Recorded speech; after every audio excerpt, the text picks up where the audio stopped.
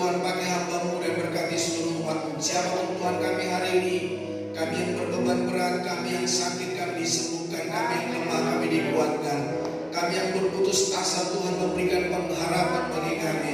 Kami yang hidup di dalam dosa, kami di Tuhan diteguhkan dan kami benar. Oleh karena kebenaran firman-Mu, Tuhan membenarkan kami. Pakai hamba-Mu menjadi saluran berkat-Mu. Segala kuasa yang bukan dari Tuhan, yang ingin mencuri konsentrasi dan kebenaran firman-Mu, kami tolak patahkan dalam nama Tuhan Yesus. Dan kiranya kasih karunia anugerah-Mu Tuhan melimpah atas hidup kami. Dalam nama Tuhan Yesus kami berdoa dan kami sambut kebenaran firman Tuhan yang diberkati Tuhan sama-sama berkata amin. Amin. Silakan duduk Bapak Ibu Saudara. Selamat pagi, shalom. Shalom. Apa kabar? Ya, saya ucapkan selamat hari Natal buat Bapak Ibu Saudara. Kiranya kita meninggalkan tahun yang lama ini penuh dengan sukacita dan kita masuk di dalam tahun yang baru, berkat yang baru, sukacita yang baru, dan pengharapan yang baru di dalam Yesus Kristus. Saya ucapkan juga selamat datang buat Bapak Ibu Saudara yang baru pertama kali hadir, yang baru saya lihat hari ini. Kiranya Tuhan memberkati. Kalau belum ada tempat ibadah menetap, kami sangat senang sekali dapat bersama-sama untuk dapat beribadah di tempat ini. Nah, Bapak Ibu Saudara, tema firman Tuhan kita hari ini adalah marilah sekarang kita pergi ke Bethlehem. Kita langsung saja membuka Alkitab kita di dalam Injil Lukas pasal yang kedua. Injil Lukas pasal yang kedua ayat 11 sampai ayat yang ke-15.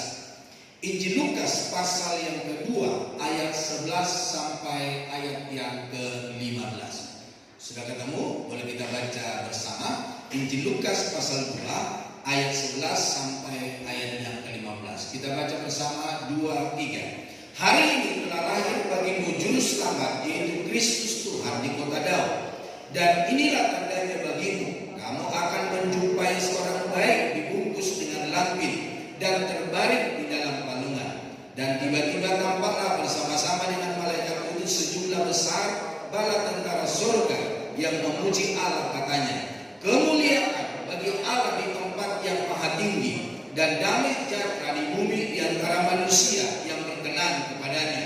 Setelah malaikat-malaikat itu meninggalkan mereka dan kembali ke surga, gembala-gembala itu berkata seorang kepada yang lain, marilah kita pergi ke Bethlehem untuk melihat apa yang terjadi di sana, seperti yang diberitahukan Tuhan kepada kita. Nama Bethlehem bukan lagi sesuatu yang baru di dalam hidup kita. Dalam firman Allah berkata bahwa kota Bethlehem itu adalah kota yang paling kecil, dan ternyata kota itu seringkali dikumandangkan di dalam peribadatan dalam khotbah orang-orang Kristen. Bapak Ibu Saudara, namun Bethlehem itu sekarang sudah menjadi kota tua. Dan itu sangat dipelihara, saudara, tempat di mana Yesus Kristus lahir. Jarak dari Yerusalem ke Bethlehem itu kira-kira 10 km, saudara. Nah, secara harfiah Bethlehem berarti rumah roti. Bethlehem diambil dari bait, rumah, dan lechem adalah roti. Itu juga dibuatkan dalam perjanjian lama di dalam Mikha pasal 5 ayat yang pertama.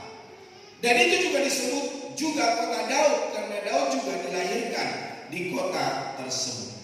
Nah, Bapak Ibu Saudara, dari panggilan untuk pergi ke Bethlehem, ada beberapa hal yang kita pelajari saat pagi hari ini dari kalimat Injil Lukas pasal 2 ayat 15 yang berkata, marilah. Bilang dulu kiri kanannya, marilah. Respon daripada gembala setelah peristiwa itu bukanlah saling mempertanyakan, saling bersoal jawab. Tadi apa yang kamu dengar? Tadi apa yang kamu terima? Kamu jelas nggak tadi dengarkan? Apa kata malaikat? Mereka tidak bersoal jawab tentang apa yang mereka lihat, namun mereka saling mengajak. Jadi mereka bersehati, mereka beramai-ramai untuk pergi ke Bethlehem. Untuk apa, saudara? Berjumpa dengan Juru Selamat Yesus Kristus. bersyukur, berterima kasih buat Bapak Ibu Saudara yang mengajak keluarga, mengajak teman-teman untuk hari ini merayakan ibadah Natal bersama-sama di tempat ini. Namun Bapak Ibu Saudara kekasih Tuhan, bukan hanya sekedar untuk kita merayakan Natal, tetapi ada sesuatu yang kita temui di dalam peribadatan Natal, yaitu sebuah keseharian, sebuah respon yang baik untuk apa? Ingin berjumpa dengan Tuhan, ingin ketemu Tuhan, ingin mengalami Tuhan. Bukan sekedar euforia, saudara. Bukan sekedar baju Natal yang baru, sepatu baru, potongan rambut yang baru, semir rambut yang baru, segala sesuatu perhiasan yang kita pakai, saudara. Nggak salah, saudara. Itu bagus, itu kita menyambut hari kelahiran Tuhan Yesus. Tapi yang terpenting adalah sebuah respon bagi kita untuk kita mencari wajah Tuhan. Bukan mencari kado di gereja, bukan mencari makan di gereja, tetapi ada sesuatu yang kita cari. Raja damai, Yesus Kristus yang memberikan damai di dalam hidup kita. Marilah, yang artinya kita saling peduli satu dalam persekutuan antara satu yang lain. Supaya apa? Supaya setiap orang selamat. Supaya setiap orang diubahkan oleh Tuhan. Supaya setiap orang dipulihkan oleh Tuhan. Supaya setiap orang berbalik dari dosa kepada kebenaran. Dan setiap orang berkenan kepada Tuhan. Bukan saling mengejek, Bapak Saudara. Bukan saling menyudutkan. Bukan saling mengintimidasi. Tetapi kita bergandengan tangan untuk berjumpa, yaitu Raja di atas segala raja, Yesus Kristus. Ada istilah orang Batak, Bapak Saudara. Ada istilah orang Batak. Tolong nanti orang Batak terjemahkan. Namora gabedongan persalia. Ada yang bisa menerjemahkan? Dalam sebuah persekutuan, dalam sebuah kesehatian, dalam sebuah perkumpulan orang-orang percaya, apa yang artinya namora gabedongan persalia? Orang kaya menjadi teman, menjadi sahabat untuk minjam. Ale zaman sonayon godang siwoli panggil. Tahu artinya? Zaman sekarang itu ada yang pelit dan kikir. Kikirnya itu bukan hanya kikir aja, tapi ditambah S di belakangnya, kayak bahasa Inggris. Kikiris. Coba tatap wajah kiri kanannya. Ada nggak orang-orang seperti itu? Ada. Pakai baju apa ya?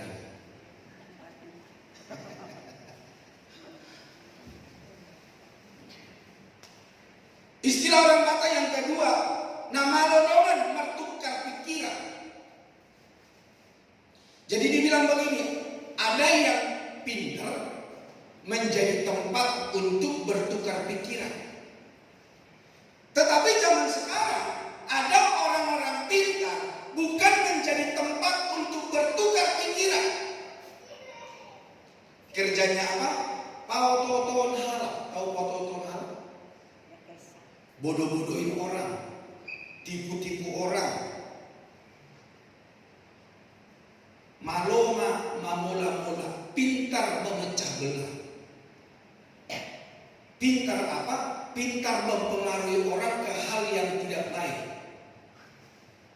Tatap ojek kiri kanannya, ada nggak yang datang hari ini? Kok malu ya lihat kiri kanannya? Atau Bapak Ibu bilang, kok gue banget itu Pak Pendeta? Istilah orang Batak, naoto pamalo-malohon.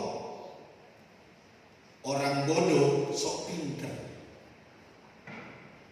Saya sama si Bagul ditoruni dasar di kalapa, kayak kodok di bawah tempurung. Ada juga orang-orang seperti itu sekarang. Tidak memiliki sebuah kesehatan, tidak memiliki sebuah perhatian. Bagaimana supaya yang lain mengenal Kristus, hidup di dalam kebenaran Allah. Itulah sebabnya di dalam Roma 12 ayat yang ke-16, baca bersama 2-3. Hendaklah dalam hidupmu bersama. Janganlah kamu memikirkan perkara-perkara yang tinggi, tetapi arahkanlah dirimu kepada perkara-perkara yang sederhana. Janganlah menganggap dirimu pandai. Jadi firman Allah ini berkata supaya kamu sehati sepikir. Untuk apa di dalam hidup ini? Untuk kita saling bergandengan tangan, mengenal Kristus, bertumbuh di dalam kebenaran Allah. Di dalam Roma 12 ayat 10 dikatakan, hendaklah kamu saling mengasihi sebagai saudara dan saling mendahului dalam memberi hormat. Mengasihi, kasih yang dunia butuhkan bukan kasih yang digembar-gemborkan dalam mimbar gereja, tetapi kasih yang tetangga kita butuhkan, orang yang tidak percaya butuhkan adalah kasih yang nyata, yang real, yang dapat dinikmati. Dan salah satu yang diperbuat oleh Bapak Ibu Saudara, gereja kita, jemaat Tuhan di tempat ini, lewat panitia, di mana kita telah melakukan penjualan sembako murah yang seharusnya kita jual 160, hampir 170 ribu lebih, tetapi panitia memutuskan hanya 75 ribu untuk masyarakat di sekitar kita dan masyarakat di sekitar gereja dan masyarakat di sekitar Bapak Ibu Saudara. Yang kedua, arti daripada marilah adalah ajakan untuk sekarang. Ya. Jadi mari itu bukan tunggu dulu. Aduh, saya belum menikah ini, saya masih baru pacaran, masih PDKT ini. Aduh, saya masih baru kedatangan cucu baru ini. Saya baru mantu, Pak. Aduh, keluarga saya dari luar negeri, dari luar kota datang, Pak. Kata mari, ajakan untuk sekarang itu adalah kairos Tuhan. Kairos Tuhan itu apa? Perkenanan Tuhan, kesempatan. Jadi hari ini saudara, kalau kita beribadah Natal di tempat ini, ada sebuah kesempatan untuk kita berjumpa dengan Tuhan. Ada sebuah kesempatan dengan kita untuk berubah, mengikuti jalannya Tuhan. Ada sebuah kesempatan bagi kita untuk bertobat, meninggalkan segala dosa. Di dalam Lukas pasal yang kedua ayat 16, lalu mereka cepat-cepat berangkat dan menjumpai Maria dan Yusuf dan bayi itu yang sedang berbaring di dalam palungan. Jadi mereka nggak tunggu dulu, mereka nggak punya alasan. Aduh, gimana ini? Ternakku ini baru lahir nih, perlu diselimuti kedinginan. Enggak, Ustaz. Tapi firman Allah berkata, para gembala itu cepat-cepat. Gak tahu Bapak Ibu tadi mau ke gereja cepat-cepat atau tidak? Aduh, masih mager nih. Jam 9 lagi, mau jam 10 kan? Jangan bukan Bapak Ibu yang jauh. Saya pun yang dekat rasanya berat. Ya, beratnya karena jam 3 pagi kami sudah bangun saudara berdoa di tempat ini. Terus tidur lagi kan enggak, Pak. Saya bangun tadi pagi kan tidur lagi saya. Mempersiapkan diri, saya memberikan yang terbaik. Ya, selain saya hanya berkhotbah, saya memberikan hidup yang terbaik, menyenangkan hati Tuhan. Bapak Ibu Saudara kekasih Tuhan, para gembala segera bergegas pergi ke Bethlehem untuk berjumpa dengan Yesus. Mereka meninggalkan ternak-ternak mereka. Mereka tidak membuat dan mencari-cari alasan supaya tidak pergi. Aku lagi planning nih. Enggak, saudara. Itu keplecok itu domba saya satu itu. Perlu dipelihara itu. Enggak, saudara. Di dalam firman Allah berkata mereka cepat. Anak muda bilang gercep, kira cepat. Mereka cepat-cepat pergi. Mereka meninggalkan segala domba biaran mereka. Mereka nggak bilang begini, aku mau ikut kalau dia ikut. Ada orang begitu kalau ke gereja. Ya ilah, aku tahu tadi itu Pak Budi datang ke gereja, gak ke gereja saya. Ya dia ke gereja, ya dia duduk di samping saya lagi. Karena udah gak ada tempat duduk yang lain. Enggak, saudara. Kekristenan nggak seperti itu, saudara.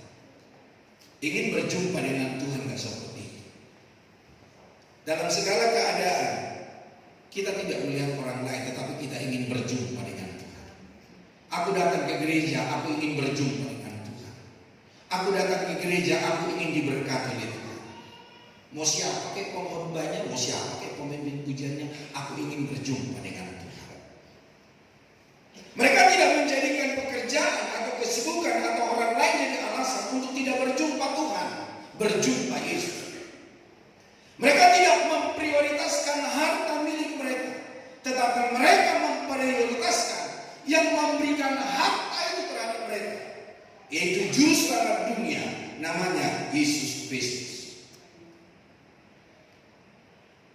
Di dalam ayat kebenaran firman Allah itu dikatakan para gembala itu pergi. Dikatakan di situ kita pergi. Pergi artinya ada sebuah pergerakan, bukan jalan di tempat. Berpindah dari tempat yang satu ke tempat yang lain. Demikian halnya hidup kita sebagai orang percaya.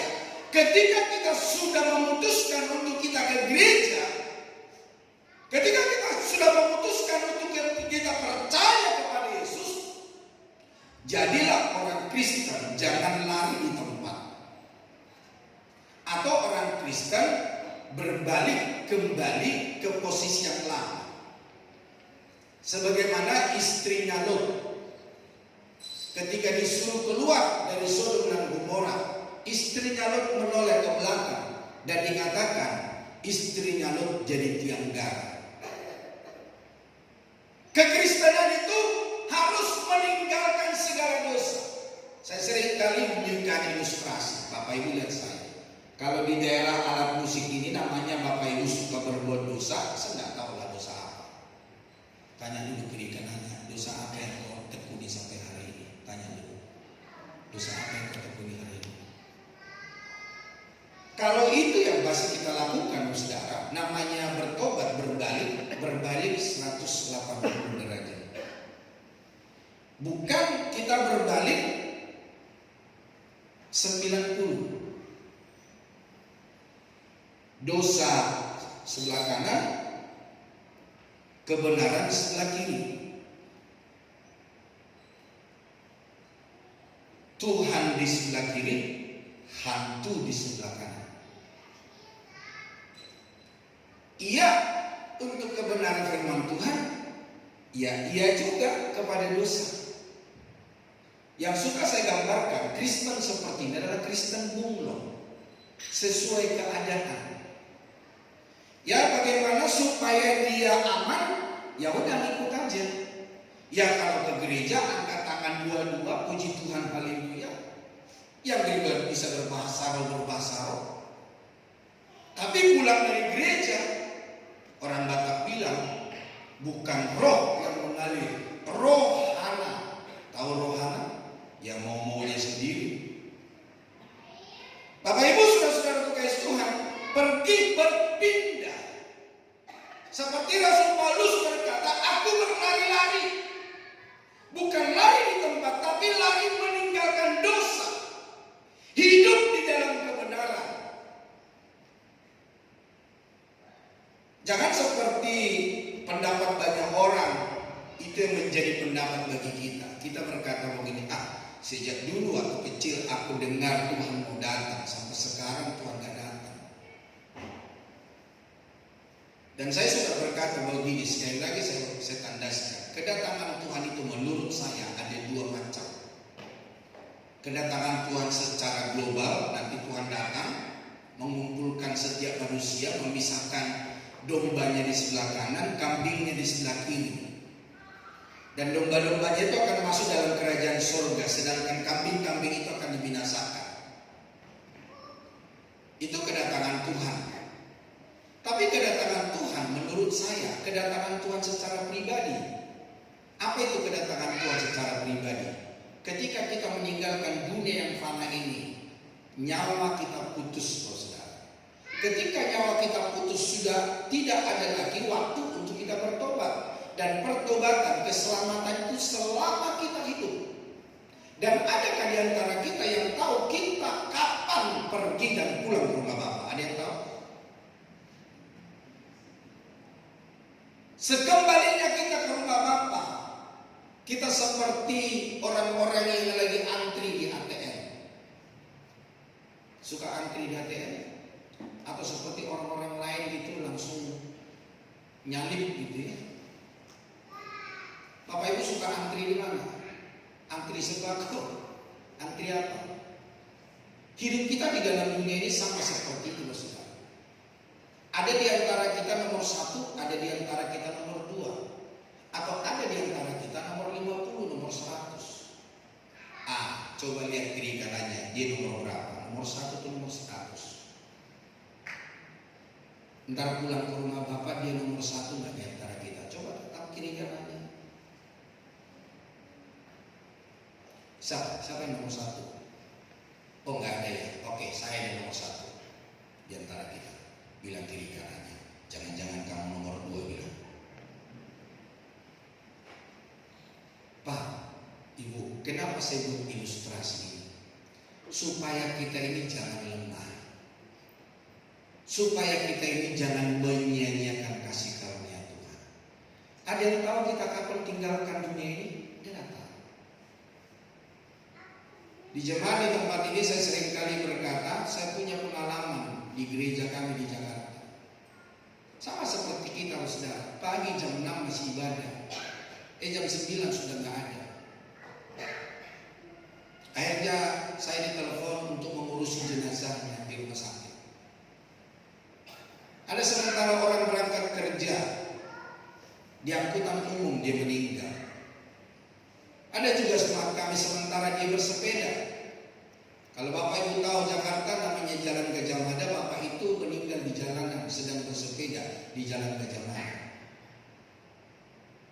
Dan dia pulang, dia keluar dari rumah bersepeda, nggak balik-balik lagi ke rumah. Jadi artinya begitu, saudara. Hari ini adalah kairos Tuhan. Hari ini adalah sebuah kesempatan untuk kita berbalik dan hidup di dalam kebenaran. Sekali lagi bilang kiri kanannya, jangan sia-siakan waktu kita.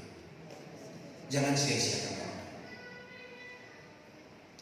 Mereka bukan sekedar membuktikan apa yang mereka lihat dan dengar, namun mereka pergi menjadi saksi tentang Yesus. Bukankah firman Allah berkata, pergilah ke seluruh dunia. Untuk apa? Kita menjadi saksi. Nah, orang yang menjadi saksi tentu tahu peristiwa, tentu tahu kebenaran. Jadi supaya kita menjadi saksi, saudara, mari kita hidup di dalam kebenaran, mari kita belajar kebenaran. Sehingga kita menjadi saksi kepada orang dunia. Jangan ketika orang tanya, menurut kamu siapa Yesus? Kata pendeta saya sih, Yesus itu luar biasa, 3 kali yes, yes, yes. Terus menurut kamu? Nggak tahu juga tuh. Kita menjadi saksi. Saksi itu tahu peristiwa sebetulnya. Jadi kalau kita menjadi saksi Kristus, kita tahu kebenaran. Belajarlah, kenallah Yesusmu. Jangan kata orang, jangan kata pendeta, jangan kata orang tua, jangan kata anak, tapi katamu. Seperti Ayub berkata, aku tahu engkau, aku mengenal engkau dari kata orang. Tapi hari ini aku tahu dengan mata kepalaku aku mengenal akan engkau. Padahal dikatakan Ayub itu adalah orang yang saleh. Mungkin Bapak Ibu kalah dengan Ayub akan kesalehannya. Bapak Ibu tahu firman Allah berkata, ketika anak-anaknya pergi keluar rumah berpesta dengan abang-abangnya, Ayub itu memotong kurban untuk anak-anaknya yang kembali ke rumah. Untuk apa? Siapa tahu mereka melakukan dosa dalam perjalanan. Ketika anak Bapak Ibu pulang, didoain, disucikan nggak, dikuduskan nggak? Atau jangan-jangan Bapak Ibu bilang begini, mau mati-mati, mau hidup-hidup lah, GGP emang gue pikir. Sejak dulu aku kesal sama dia, nyakitin hati terus. Bapak Ibu saudara-saudara kasih Tuhan, di dalam Lukas pasal 2 ayat yang ke-17. Lukas pasal 2 ayat 17. Dan ketika mereka melihatnya, mereka memberitahukan apa yang telah dikatakan kepada mereka tentang anak itu.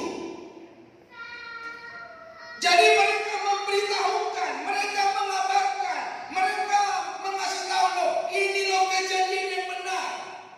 Betul Yesus lahir, betul ada raja, segala raja ada di Bethlehem.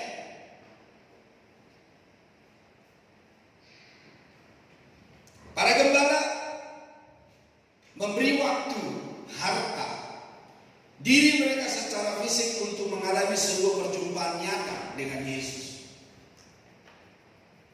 sehingga mereka bisa menjadi saksi. Nah, zaman ini semua serba online. Anak-anak muda yang suka mager udah diuyang-uyang, ayo bangun mandi, seharian juga nggak mandi, mager. Banyak perjumpaan saat ini sudah digantikan dengan perjumpaan online. Esensi kekristenan yang persekutuan, esensi kekristenan itu adalah bersekutu, bersama, berjumpa. Itu menjadi diabaikan, menjadi rusak. Makanya ketika COVID terjadi, saya berkata, kejadian ini, jadinya COVID ini, esensi kekristenan itu jadi salah. Jadi sudah tidak ada persekutuan. Nah, gembala ini sekarang memberi segala-galanya. Dan saya berterima kasih kepada Bapak Ibu Saudara kalau memberikan respon esensi sebuah kekristenan itu dalam sebuah persekutuan. Bukan seperti banyak sikap orang, ya saya kan bisa ibadah lewat TV di rumah, YouTube di rumah. Wah, saya orang yang baik. Ya, kita semua bisa berkata kita baik kalau kita nggak punya gesekan. Tapi seseorang itu bisa kita nilai baik ketika dia bergesekan dengan orang lain. Bagaimana responnya? Kalau semua mau online sih, sebetulnya saudara, saya sangat setuju. Dan pekerjaan saya ringan. Tapi nanti kalau baptisan air online aja. Mau menikah online. Kalau mau mati dikuburkan online juga.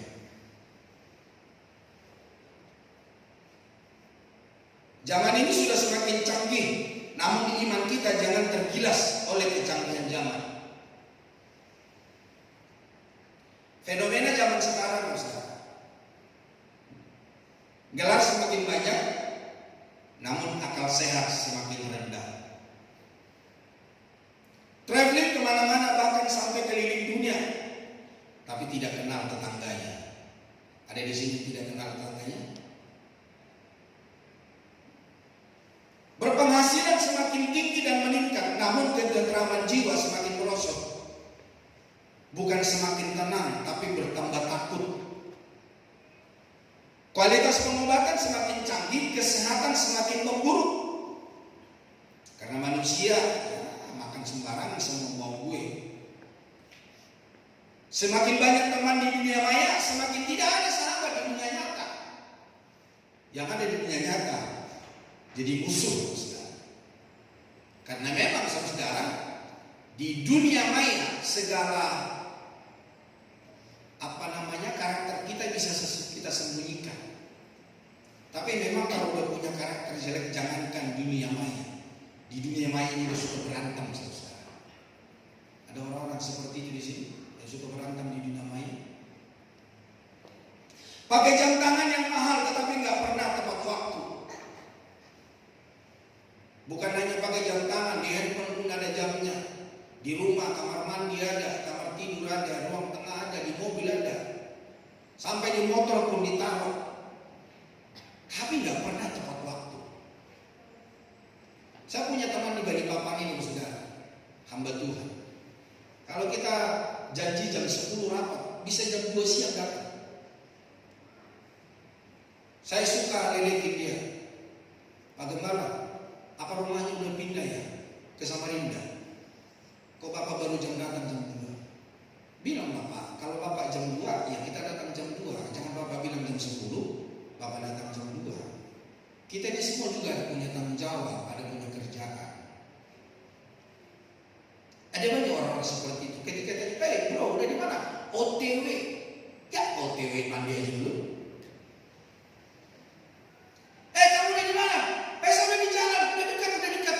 Masih di kantor, masih di rumah. Banyak orang yang sedih ya, suka melakukan itu.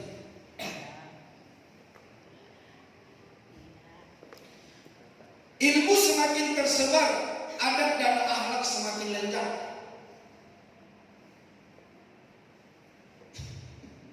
Katanya pintar, katanya beradab, tapi ya nggak punya adab, nggak punya akhlak. Belajar semakin mudah, namun guru semakin tidak dihargai. Sekarang ini sedikit-sedikit para guru, hati-hati ya. Ntar dikit-dikit dilapor, dikit-dikit. Kasihan di para guru. Teknologi informasi semakin canggih, tetapi fitnah dan aib semakin tersebar. Nah, semakin pintar juga orang berfitnah lewat teknologi.